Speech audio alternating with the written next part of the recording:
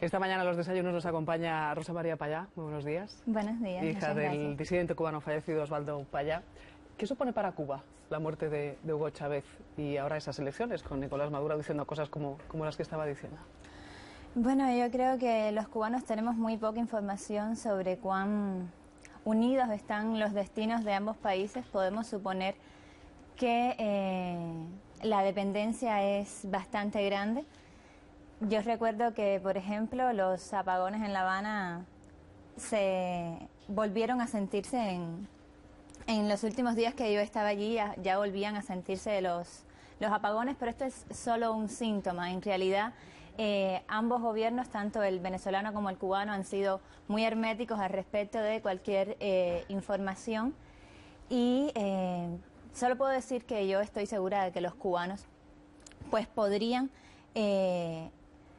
autogestionar su país de manera independiente y de manera próspera, pero bueno, para eso necesitan los derechos y necesitan tener la oportunidad. No necesitan depender de Venezuela como de ningún otro país. Agradecemos que haya aceptado la invitación de Televisión Española. Han pasado ya casi 8 meses desde el fallecimiento de su padre. Supongo que la gente que nos esté viendo recordarán las informaciones que nos llegaban aquellos días. Murió junto al dirigente juvenil del Movimiento Cristiano de Liberación, Jaro Cepero, un vehículo en el que viajaba también un español, era Ángel Carromero.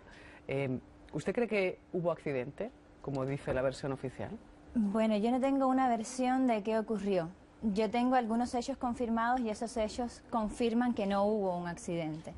Estoy hablando de los mensajes de texto, de los que también tiene conocimiento el gobierno español como el gobierno sueco, porque ambos sobrevivientes extranjeros se comunicaron pues con sus amigos y ambos pertenecen a partidos políticos. Estos mensajes de texto decían claramente que fueron embestidos por otro auto y fueron sacados de la carretera. Además, bueno, pues nosotros tenemos una historia de amenazas de muerte. Mi padre era amenazado de muerte sistemáticamente por parte de la seguridad del Estado del gobierno cubano. Amenazas de muerte que no han terminado. Mi familia hace menos de una semana recibió una llamada diciendo directamente te vamos a matar, por lo cual estoy muy preocupada por la seguridad de mi familia y por la seguridad de los miembros del movimiento. Pero esto es solo una parte. Nosotros hemos recibido información de algunos testigos que estuvieron en el hospital en esos días, el día mismo que ocurrieron los hechos, testigos que interaccionaron con la policía, que escucharon a la policía leer las primeras actas supuestamente tomadas a los testigos presenciales. Uno de los capitanes de la policía, de nombre Fulgencio Medina, al leer estas actas, pues hacía mención de otro auto, marca Lada rojo, que viajaba en paralelo con el auto en que viajaba mi padre, y estos testigos, también por boca de Fulgencio Medina, cuentan que cuando ellos llegaron al lugar de los hechos, ya las personas que manejaban este Lada estaban en el lugar y estaban sacando o algo así a los extranjeros, y uno de los extranjeros les decía quiénes son ustedes y por qué nos hacen esto. Estas informaciones yo las he confirmado luego de entrevistarme con Ángel Carromero, que en realidad no me ha dado información nueva, solamente pues me ha confirmado hechos que ya yo sabía pues por otras fuentes. Usted habla de indicios, del momento en el que usted ha podido hablar con varios testigos de lo ocurrido ese día, y le he escuchado últimamente pedir y reclamar una investigación internacional limpia, transparente, para que se aclare todo eso. ¿Ha recibido algún tipo de respuesta ya? Bueno, hemos recibido la respuesta del Consejo de Derechos Humanos de Naciones Unidas, que tienen nuestra petición y bueno, pues están trabajando en ella, tienen contacto directo con la familia, así lo han expresado públicamente. Y bueno, pues esa es una de las vías que estamos utilizando. Hemos presentado a Naciones Unidas una apelación firmada por alrededor de 50 líderes políticos, entre ellos tres expresidentes de América Latina. Esta apelación va dirigida al señor Ban Ki-moon y a la alta comisionada para Derechos Humanos. Y bueno, ellos nos han respondido recientemente. Otra vía es en el Parlamento Europeo, puesto que ellos pues tienen la posibilidad de implementar una investigación internacional, o al menos una comisión de investigación internacional, y bueno, pues estamos reuniéndonos con algunos miembros del Parlamento. Yo he estado en Noruega, he estado en Suecia, he estado en Ginebra, he tenido reuniones con miembros del gobierno y miembros del Parlamento Europeo y de los parlamentos nacionales buscando ayuda para esta investigación internacional, y realmente pues debo decir que han sido receptivos y solidarios en su mayoría. ¿Ha tenido respuesta también del gobierno español? Ninguna. La respuesta del señor Margallo fue pues para Ángel Carromero, y me parece pues bastante sorprendente que le exija pruebas o presentarse a los tribunales, no recuerdo bien cuál fue la frase, a un muchacho que bueno, que es inocente, que el gobierno español tiene conocimiento de su inocencia, porque el gobierno español tiene conocimiento de estos mensajes de texto incluso antes de que nosotros los recibiéramos. Por tanto, pues considero que lo que es sorprendente es que estén dando crédito a la justicia cubana como si se tratase de un Estado de Derecho. ¿Tiene usted previsto acercarse a los tribunales? No lo hemos descartado, existe esta posibilidad porque mi padre es ciudadano español, entonces existe la posibilidad de presentar una querella ante la Audiencia Nacional. Quería hacer una pregunta. Usted comentaba que ha tenido la oportunidad de hablar con Ángel Carromero. ¿Cree en su inocencia? Totalmente, totalmente. Es que para mí Ángel es una víctima más en todo este proceso, y me sorprende que al llegar a su país pues siga siendo tratado como culpable o como un condenado. ¿Cree que tiene miedo? ¿Que ha habido alguien que le ha dicho que no hable o...? Yo sí creo que tiene miedo. Yo tengo miedo por mi familia, por lo que puede pasar en Cuba. He estado contándoles de amenazas de muerte. Solo puedo imaginar todo lo que puede haber sufrido Ángel estando meses en manos de la seguridad del Estado del gobierno cubano.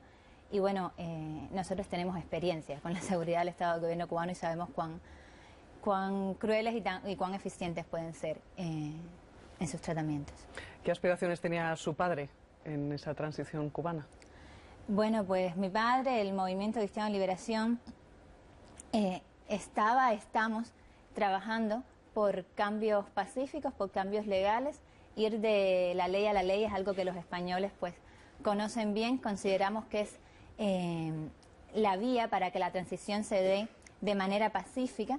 Estamos optando por posibilidades que son factibles, porque las propuestas del Movimiento Cristiano de Liberación, que no son solo del Movimiento Cristiano de Liberación, estamos hablando de una propuesta de referéndum que está apoyada por más de 25.000 ciudadanos cubanos, que en medio de la cultura del miedo han dado su nombre, su dirección, su carnet de identidad, y le han dicho al gobierno cubano: queremos que haya cambios en la ley para que haya libertad de asociación, libertad de expresión, para que haya elecciones libres, para que podamos tener empresas privadas, para que haya liberación de los prisioneros políticos pacíficos.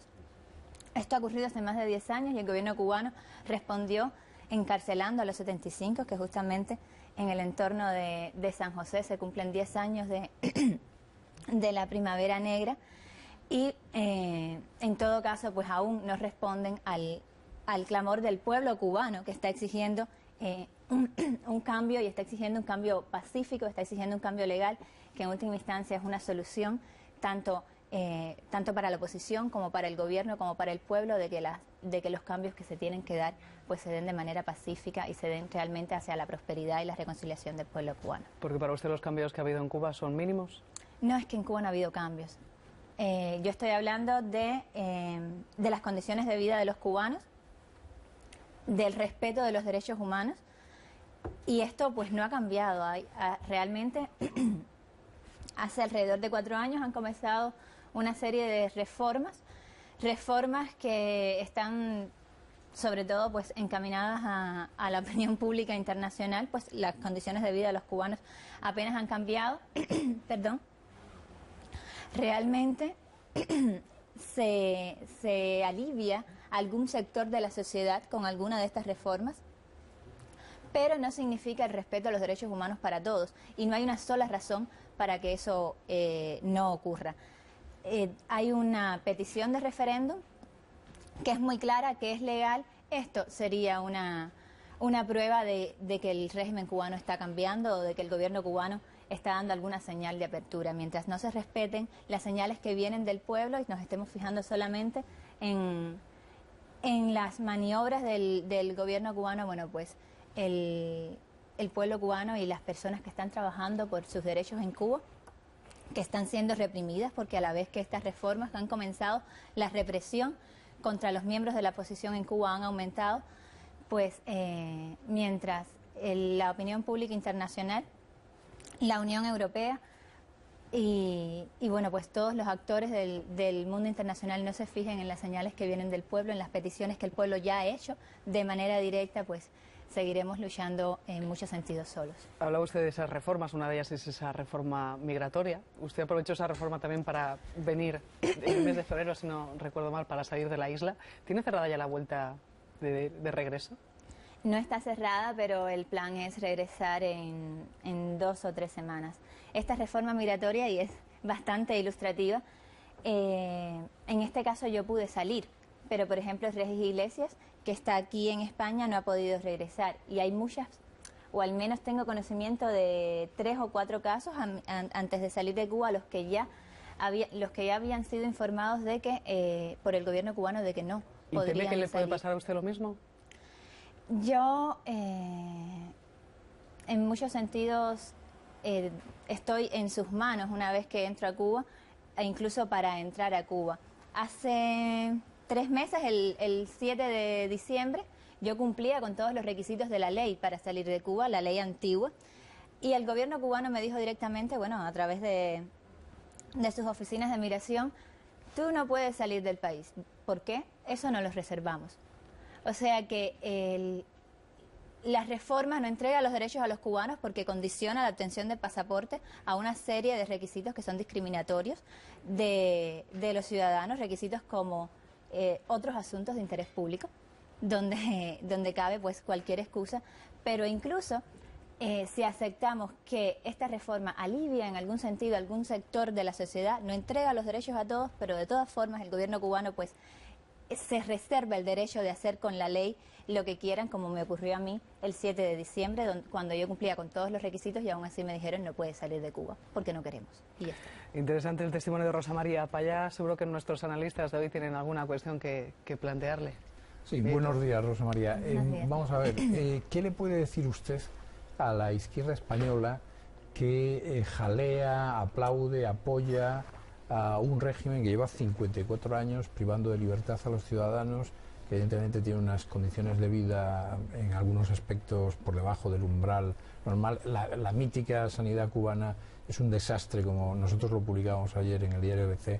Los hospitales no tienen ni agua corriente ni siquiera a veces sábanas, y en fin, es una... ¿Qué se le puede decir a una izquierda que sin embargo sigue jaleando una dictadura militar que lleva 54 años oprimiendo a un pueblo? Bueno, yo no culpo totalmente a las personas que en otros países pues miran a Cuba a través de prismas ideológicos que nos han hecho mucho daño, o prismas antiimperialistas, con todo el mito del pequeño país enfrentado al imperio. Yo solo les pido que miren realmente al pueblo cubano, que miren a las personas que en Cuba están sufriendo, que las personas en Cuba no tienen derechos. Los cubanos, como los españoles, como los venezolanos, como los norcoreanos, pues tenemos derecho a todos los derechos. Y ni una ideología, ni una figura, pues pueden estar por encima de eso, ni tan siquiera un mercado, ni tan siquiera un Estado. Pues como decía mi padre, puede estar por encima de las decisiones del pueblo y de los derechos de los seres humanos. Yo les pido a todos que se acerquen a la realidad cubana, a la realidad de los ciudadanos, del pueblo de Cuba, un poco sin prejuicios, un poco saltándose el marketing del gobierno cubano, que ha sido muy bueno y ha sido muy eficiente, y es por tanto difícil de saltar, porque además estamos hablando de un país donde no hay libertad de expresión, donde no hay libertad de asociación, donde la mayoría de las personas no es que no tengan internet, es que no tienen computadora, entonces no se enteran de qué es lo que está pasando en el mundo, pero en sentido inverso pues también los tenemos muy difícil para explicarlo, porque bueno, pues nuestro acceso a los medios está totalmente limitado. Mi petición es esa, que miren realmente al pueblo y a las personas que en Cuba pues están trabajando para vivir como viven cualquier persona en un Estado de Derecho. Buenos días, Rosa María. Nos contaba hace Buenos unos minutos que en esas peticiones que está haciendo su organización y usted misma a dirigentes internacionales para que apoyen ante Naciones Unidas que haya una investigación independiente sobre la muerte de su padre, no ha tenido ningún apoyo del gobierno español. Creo que el término que ha dicho ha sido ninguno de García Margallo, del ministro de Exteriores. Imagino que tampoco de ningún otro dirigente del Partido Popular. Lo que le quería preguntar, ¿por qué cree usted que pasa eso? ¿Le ha decepcionado a su organización esa falta de apoyo del gobierno español? ¿Cree que se puede deber a algún presunto pacto del gobierno español con el régimen cubano para sacar a Carromero de allí? Bueno, esa es una pregunta que hay que hacérsela al gobierno español. Yo le estoy contando los hechos tal y como los percibimos y tal y como creemos que están ocurriendo. Nosotros hemos pues recibido apoyo y solidaridad de personas que pertenecen al Partido Popular, como el señor expresidente Aznar, como el señor Alejo Vidal Cuadras. Nos hemos reunido con otros políticos españoles, como la señora Rosa Díez, como el señor Durán y Lleida, y hemos pues recibido realmente solidaridad y compromiso con la causa de la verdad, que es al fin de cuentas lo que estamos buscando.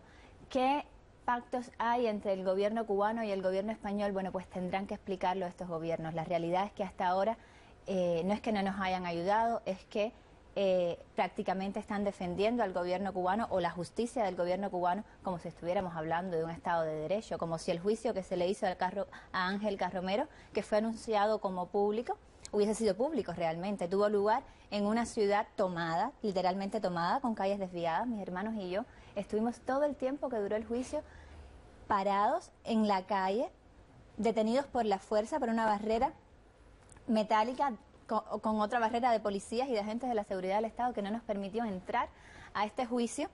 Y allí estuvimos todo el día rodeados de decenas de agentes de la seguridad, cual si fuéramos nosotros los delincuentes, y a la salida del juicio el cónsul español dijo que había sido impecable. Hay ciertos hechos que yo no necesito calificar, ¿no?, que son contradictorios por sí mismos. ¿Pero les ha decepcionado la posición del gobierno español? Totalmente.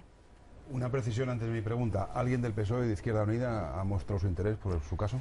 De hecho, nosotros hemos pedido una entrevista con algún representante del PSOE y lo que hemos obtenido no es solo una negativa, sino una acusación de que estamos utilizando el accidente, como ellos lo llaman. Nosotros ya hemos sido claros al respecto de que sabemos que no fue un accidente con fines políticos o algo así, lo que me parece bastante indignante. Y mi pregunta es, usted ha hablado de una querella en la Audiencia Nacional, ante la Audiencia Nacional, porque su padre tenía nacionalidad española.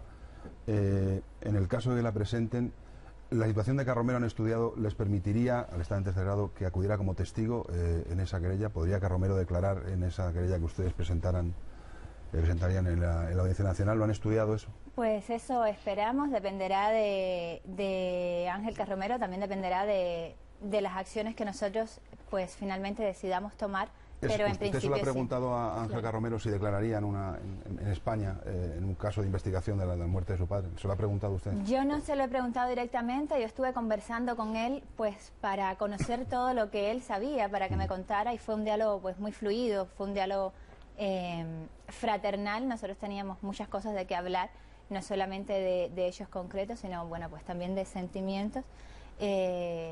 Solo puedo hablar de suposiciones. Yo supongo que sí, que estaría dispuesto. De todas formas, en este caso, Ángel es una víctima y un testigo más, muy importante, pero uno más. Estamos hablando de otras informaciones y al fin de cuentas, de un caso que es Osvaldo Payá en España, porque es el ciudadano español, pero es Osvaldo Payá y Harold Cepero, pues, y sus muertes.